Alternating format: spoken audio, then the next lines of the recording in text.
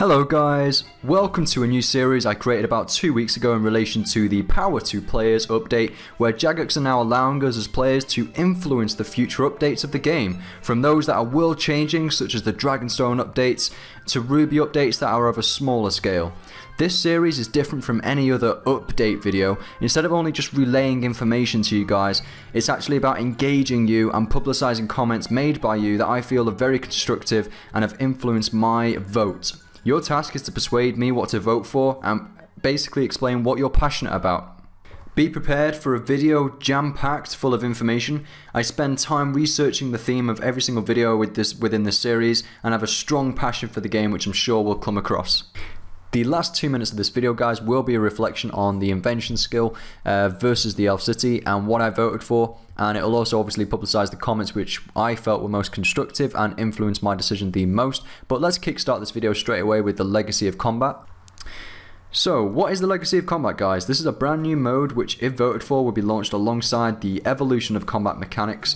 It is a recreation of the old combat system. Yes, they are finally listening to a lot of the players out there who have most likely quit the game and left the community, because essentially Jagex were thinking the cost was too great in terms of replacing the old combat system with EoC, which they thought would bring new players, which it most likely has, but the cost of many long-term players leaving the community due to their either resistance to change, pure dislike against the EoC, or they literally don't have the time to invest into learning the new abilities and basically the mechanics behind them. I'm thinking right now, Jagex, why? Just why have you brought it out now? There's players like myself who have adapted to this new way of the game and absolutely love it. And, you know, I absolutely love RuneScape the way it is at the moment. The EoC, just learning all the mechanics. When a new boss comes out, Virago, there's so many different things which I'm still learning as you go through.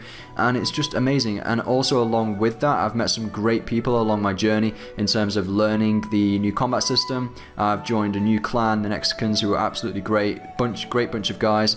And essentially, you know, that's what the game has become, and the EoC basically is now integrated into the game.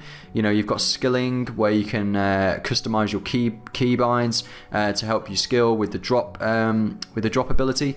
There's just so many functions which the EoC now is engrossed into the game, and yeah, my initial thought is just why. It's completely the wrong timing. If they were going to do it, you either scrap, you know, the EoC completely and revert back. They rushed it, guys. They rushed it, and now look at them. Now look at them. But let's get into it, yeah? Essentially, you'll be able to switch between these two types of combat styles, coexisting within RuneScape 3.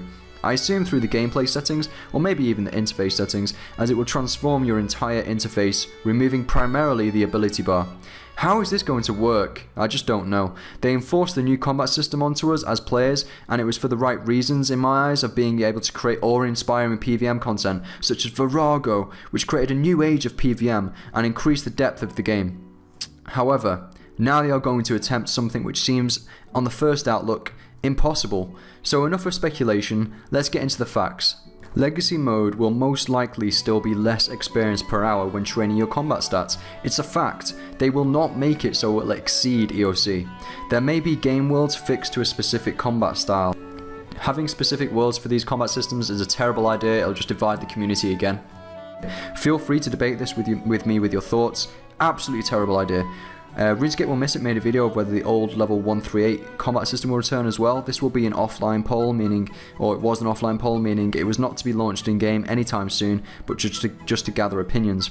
Now, they also mentioned this will be a completely separate thing from this, but it obviously is going to impact it as well in some way. Now, the general consensus on the forums is to vote yes, probably due to the nostalgia. It is nostalgia driven, but also there are a large amount of people who just don't like the EoC.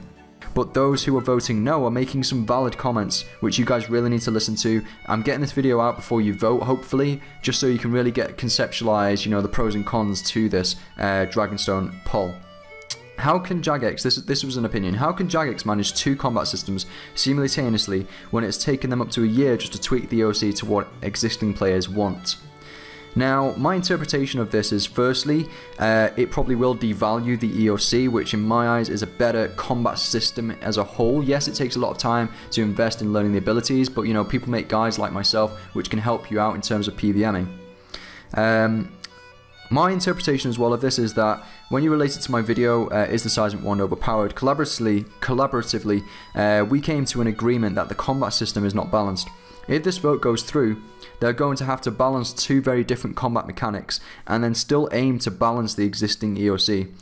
However, they are a business, and by bringing back the legacy of combat, they predict that it will attract all players to return to membership and bring in more revenue, allowing them to reinvest this revenue into their talent pool to potentially recruit new developers. And in this case, it shouldn't update impacts that much, and hopefully will not devalue the EoC. Another pro to this legacy combat system being released is that it may bring back a lot of players again. So the players who gave up, just didn't have the time to invest into learning the abilities, or generally just hated it and really loved the old combat system. Now, those players are going to come back to the game hopefully, which means more players on RuneScape, which is always a good thing. It's definitely going to make the community more livelier and more brighter. I really don't have any stats of whether RuneScape was going up or down in terms of the players, but I assume it was just staying the same or not really growing that fast. So obviously they've thought there's definitely a need to bring this back. People, you know, there's a large amount of people who want this, so as long as they make it fair to those who are using abilities and those who have invested their hours of time, like myself, into learning them and have become good at PvM with the EoC. As long as they make it still fair to coexist together, then that's fine. It's such an impossible task though. How are they going to do it, guys? I don't get it. How? Now, what about Virago and Barrow's Rise of the Six, where those people who can actually do it effectively have invested their time to learn how to maximize DPS. So at Virago, they've learned how to maximize DPS on each phase and maximize DPS on phase 3 with the abilities they use. People who have the old combat system, what's going to happen? Are they going to be able to just use the old combat system, not have to use abilities and still deal damage? You know, still deal enough damage to kill these bosses? I just don't think it's right.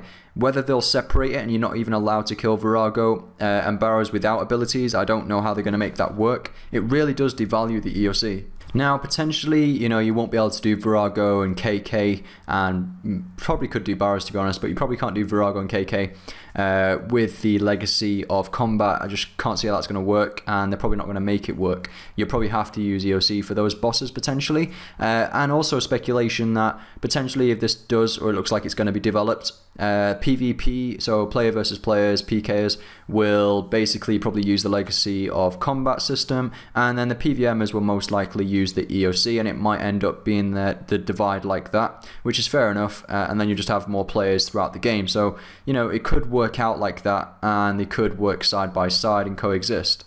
But essentially, you know, I just don't understand. They've brought out this beta now just before this update where they've gave people a chance to experiment with the special abilities, the Revolution ability, Momentum Plus, and all those little things and tweaks to the EoC again, which, yeah, they're arguing that that's just not going to cut it for a lot of players.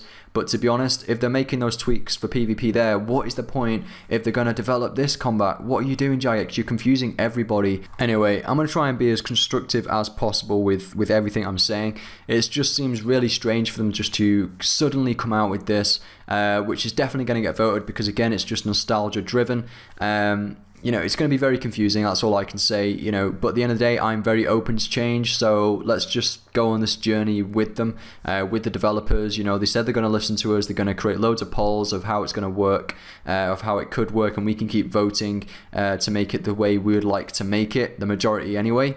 I just hope all of those people who come back, you know, really do consider the people who have learnt EoC as well, and don't just, you know, don't just overpopulate based on the votes in the favor of PvPers.